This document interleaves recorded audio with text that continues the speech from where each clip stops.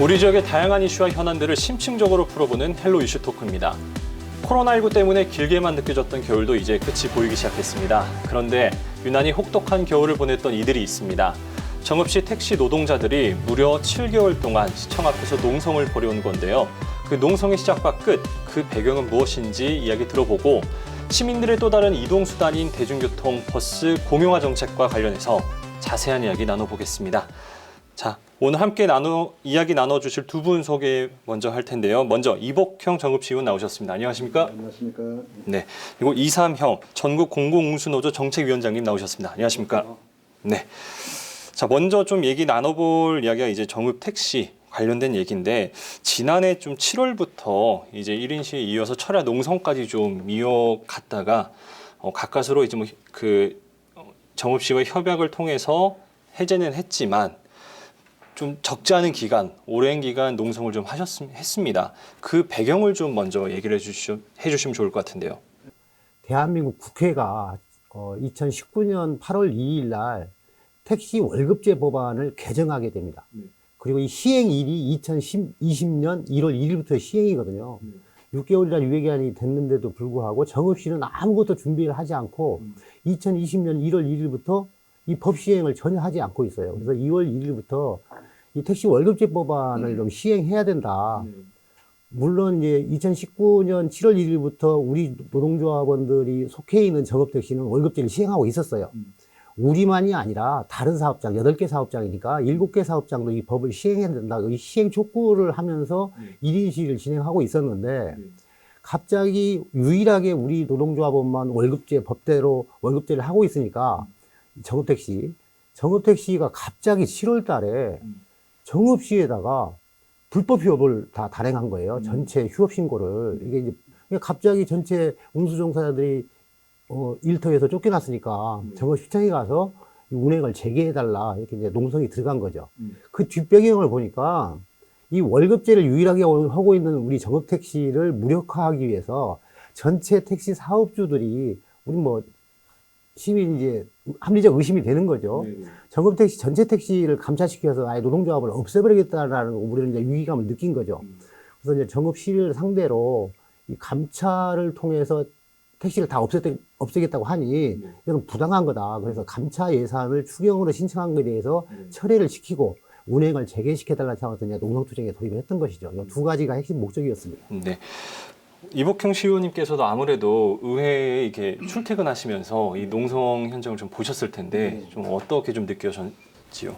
저도 좀 안타까움이 참 컸었습니다. 그래서 우리 경산위의 소관의 업무인데 경산위 위원님 계시지만은 지금 이제 감차 보상비를 저희에게 좀 중재안이 들어왔었습니다. 그때 그래서 저도 우리 항상 약자 편에 있는 이런 어떤 한 시의원이기다 보니까 거기에 앞장서서 제가 나서서 감차 보상비를 예산을 전액 삭감을 했습니다. 전액 삭감을 하고 그래서 또 그거 삭감해 준다면 우리 시청에 점막 농성을 풀 것더라고 했는데 그 부분이 좀 안 풀어져서 참 아쉬움이 좀 저 개인적으로는 좀 실망감도 있었고 좀 컸었습니다. 네, 그때 이제 시의회에서 좀 오해가 있었는데 감차 보상비만 철회되면 직장 폐지도 풀리고 이제 정읍택시는 그대로 이제 저희 노동자들의 고용이 유지가 되니까 이거 감차 예산 철회됐으니까 왜 농성을 풀지 않냐라고 말씀을 하셨는데 아까 얘기했듯이 두 가지였거든요. 원래 처음에는 법령에준해서 정읍 지역의 전체 일반 택시 노동자들에게 완전월급제를 시행해야 된다. 요게 목적이었는데 중간에 소위 이제 직장 폐쇄가 들어가는 바람에 이제 문제가 생겼고 정읍시 집행부 시장님하고 한 약속이 있거든요. 이 전액관리제를 처벌이 목적이 아니라 시행이 목적인데 1년이 되도록 안 하니 그럼 이거 처벌을 해야 될 거 아니냐. 그래서 처벌을 약속을 했어요. 이 처벌에 대한 답변을 안 준 거예요. 그리고 농성장만 철수하라고 그래서 원래 목적인 법 시행에 대한 의지를 명확히 좀 밝혀달라. 그래서 농성이 장기화돼 버린 거죠. 회사 측의 입장은 또 다른 어떤 의견을 말씀하더라고요. 산악금제도 할 때는 기사분들이 월 평균 300~400씩 일을 했는데 전액 관리제를 하다 보니까 A라는 기사분이 예, 1년 평균 매출이 그래서 뭐 월 3,000씩을, 아니 300씩을 올렸던 기사분들이 예, 이 전액 관리제를 시행하면서 실질적으로 한 달에 뭐 100만 원 갖다 주신 기사분도 계시고 이런 자료를 지금 제가 그때 봤었거든요. 그래서 사실 그것은 뭐 도큐멘터리에 싹 찍혀 있는 내용이기 때문에 예, 그런 것 같아요. 예. 왜 산학금제를 안 하고 월급제를 하는지를 분명히 말씀을 드렸거든요. 산학금제 할 때는 뭐 한 3,400만 원도 벌었다. 근데 이 노동자가 3,400만 원을 벌려면 정읍이 시간당 매출이 10,000원이 채 올라가지 않습니다. 하루에 14시간, 16시간씩 운전합니다. 이게 과연 사람이 할 노동인지 운전하는 기계라는 겁니다. 이것 때문에 사업용 자동차 중에서 교통사고율과 사망률이 한 30년 동안 1위를 뺏겨본 적이 없어요. 이 장시간 노동을 근절해야 된다는 거예요. 두 번째는 사업주는 천하 없어도 이 산학금제를 포기할 리가 없습니다. 무슨 얘기냐? 모든 경영 리스크를 택시 노동자한테 떠넘기는 것이 이 본건적 산학금제거든요. 이 경영에 대한 리스크를 사업주는 감당할 수가 없는 거예요. 필요가 없는 것이죠. 승객이 없으면 택시 노동자가 힘들다라는 겁니다. 어떤 이런 소위 자본주의 시대하에서 경영 방식이 어디 있냐라는 거예요. 저도 그 내용은 동감하고요. 왜냐하면 저희가 그 정읍시에서도 감차를 요구를 이렇게 많이 하지만은 그런 법인 택시나 우리 개인 택시들이 응해주질 사실 안 했습니다. 그래서 정읍시가 약 지금 한 170, 우리 용역 조사 결과 보면 170여 대의 어떤 지금 과부하를 좀 걸려 있는데 이 부분이 좀 감차가 이루어지고 하다 보면 아까 매출이 좀 늘어날 겁니다. 감차가 매출을 올리는 수단이다. 이건 절대 동의할 수가 없습니다. 뭐 버스든 택시든 영업용 차량에 대한 면허를 내줄 때는 돈을 주고 판매한 게 아니라 무상으로 불화했던 면허거든요. 지금은 이제 택시가 넘쳐나니까 이 택시를 줄여야 되는데 왜 시민의 세금으로 되사가라고 하는 것은 이게 잘못됐다. 더 쉽게 얘기하면 국가가 무상으로 불화해준 면허 갖고 몇십 년 동안 경영 이익을 했으면 고맙습니다 하고 그냥 무상 반납하면 되는 문제인데 이걸 갖다가 또 다시 예산으로 다시 감차시키는 방법은 잘못됐고. 협조가 안 되니까 저희는 그래서 그 지금 현재 돈을 지급하는 것 같고요. 그래서 저도 주장하기를 꼭 지금 현재 예, 우리 유상 감차가만이 대안이 아니다. 우리 지금 아까 그 많은 우리 지금 시간당 10,000원 올리기가 힘들다는 이런 말씀하셨는데 그런 부분은 택시가 너무 과부하가 걸려 있기 때문에 일어난 현상인 것 같고요. 그래서 부재 운행을 해서라도 그런 부분을 좀 해소하면 될 것 같고 아까 말씀드리는 예, 그 평상시와 똑같이 어떤 기사분들은 산학금제도나 전액관리제나 비슷하게 입금을 하시는 이런 부분들이 더러 많이 있고 소수 기사분들이 예, 그 100만 원도 안 주는 입금 안 시키는 이런 기사분이 있다 해서 그런 어려움 때문에 소송전까지 서로 가고 이러지 않았나 이렇게 저는 개인적으로는 이제 그렇게 생각 한번 해봅니다. 예. 네, 좀 정리를 해보면은 일단은 뭐 산학금 제도에서 지금 이제 전액 관리제로 지금 이제 어떻게 보면은 넘어가고 있는 단계인데 여기서 이제 현장에서 그 적용할 때에 노동자들이 받아들이는 것과 그 다음에 회사 측에서 받아들이는 온도차가 좀 있는 것 같습니다. 근데 이제 노조 측에서 좀 요구하는 거는 시에서 좀 강력하게 나서서 이 전액관리제를 좀 안착시켜 달라라고 좀 하고 있는 것 같은데 이 정읍시에 대해서 좀 여태까지 해왔던 행정에 대해서 좀 불만이 있으시다 그러던데. 지금 국토교통부는 단호해요. 이 본건적 산학금제 때문에 아까 얘기했던 교통사고율, 사망사고, 그다음에 불친절, 승차 거부 모든 택시의 고질적인 문제는 이 산학금제도에 있다는 것을 이제 중앙부처는 알고 있고 그래서 이제 국회에서 법까지 개정된 거잖아요. 근데 이제 문제는 정읍, 지방정 모든 지도 관리 감독 처벌 권한이 지방정부 위임돼 있거든요. 와서 막상 보니 정읍시는 아무런 준비도 안 하고 있다라는 거예요. 그래서 이걸 좀 개도를 좀 하자 해서 작년 1월 달부터 아마 공문이 뭐 한 10여 차례 나갔을 거예요. 이 법 이행하지 않으면 단속 처벌하겠다. 이렇게 했음에도 불구하고 전체 택시 사업주는 설마 처벌하겠냐 하면서 계속 그냥 무시하고 계속 산학금제를 지금 유지하고 있는 실정이라서 그래서 아마 시집행부가 이제는 시행할 수밖에 없고 뭔가 처벌을 해야 되겠다라고 이제 각인은 된 것 같아요. 네. 우리가 농성투쟁을 장기화하면서 최소한 이 월급제는 당연히 해야 된다. 그래서 요거에 대한 의지를 좀 심어준 거. 일단 또 사업주들도 우선 당장은 하지만 이제 할 수밖에 없다. 이런 것들이 좀 마음에 맞았고요. 지금 또 하나 조금 제가 걱정하는 것은 전국적으로 일반 택시 사업이 택시 발전법이나 여객자동차운송법을 개정했던 이유는 택시 구조조정이 지금 한참 진행 중이거든요. 그 온라인 앱 기반에 의한 플랫폼 사업으로 이것과 일반 택시가 결합해서 이제 모빌리티 업체로 구조조정이 다 되고 있어요. 근데 정읍의 일반 택시 사업주들이나 개인 택시들이 이 모빌리티 구조조정에 대해서 전혀 인지하지 않고 있어요. 이게 지금은 대외 영업 방식이 산악금지라고 하면 이제 대기 영업 형태로 한다는 거예요. 그러면 운행 거리도 줄고 실차율을 갖다가 80% 이상 높여버리면 연료 낭비나 노동력 낭비나 이게 줄어든다는 거죠. 정읍이나 일반 택시 사업주들은 이 모빌리티 구조조정에 대해서 전혀 관심도 없고 생각도 않고 있다는 거죠. 저는 분명히 경고했어요. 이 모빌리티 구조조정을 하지 않으면 일반 택시 사업주들은 다 망할 수밖에 없다. 도태될 수밖에 없다. 그러니 이거에 대해서도 진짜 공론화 시켜보자. 뭐 이런 말씀을 드렸어요. 이게 아마 농성투쟁이 아마 최대의 좀 성과인 것 같아요.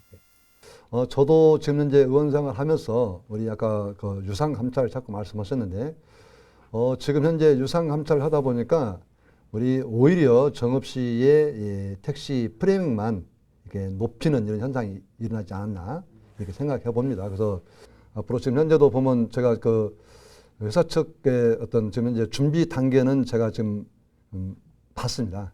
지금 이제 우리 그 효과는 있는 것 같아요. 그래서 그 전액 관리제로 지금 현재 준비 단계에 지금 있는 회사 측은 이런 것 같고, 그래서 제일 중요한 것은 아까 말씀드린 협의체 구성해서 정읍시 발전을 이렇게 꾀해갈 수 있는 이런 것을 한번 만들어 본 것이 이상적인 것 같습니다. 자, 이제 좀 다음 주제로 좀 넘어가 볼까 하는데요. 또 시민들의 또 다른 이동수단이죠. 바로 버스입니다. 이 정읍시 시내버스 해마다 좀 적자로 운영이 되고 있는데, 이 시에 보조금이 없어서 좀 안 되는 상황이다. 이런 좀 절박한 상황인 것 같은데, 또 이복형 의원님께서는 또 시내버스를 공영화하자고 좀 제안을 하셨습니다. 좀 어떠한 배경에 의해서 이렇게 좀 제안을 하셨는지요? 근로기준법이 개정되면서 주 52시간 적용하면서 우리 정읍 시민들의 대중교통은 엉망이 됐습니다. 우리 회사에서 임의대로 우리 행정에서 정읍시에서 제가 6년 전에는 약 30억 미만의 우리 손실 보전금을 지원해 줬는데 작년 같은 경우는 한 70억에 이렇게 돈이 지급이 되는 중에도 전혀 컨트롤이 안 됩니다.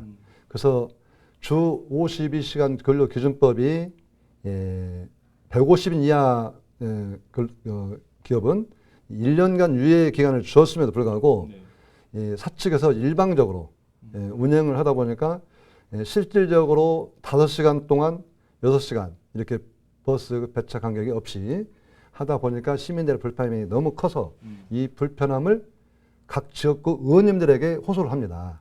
그래서 의원님들에게 의원님들은서 제가 경제산업위원회 위원장을 맡고 있을 때 이거를 어떻게 해결해 보자 해서 우리 버스 회사 측 임원님하고 우리 경산위 위원님들하고 자담회를 좀 가졌습니다.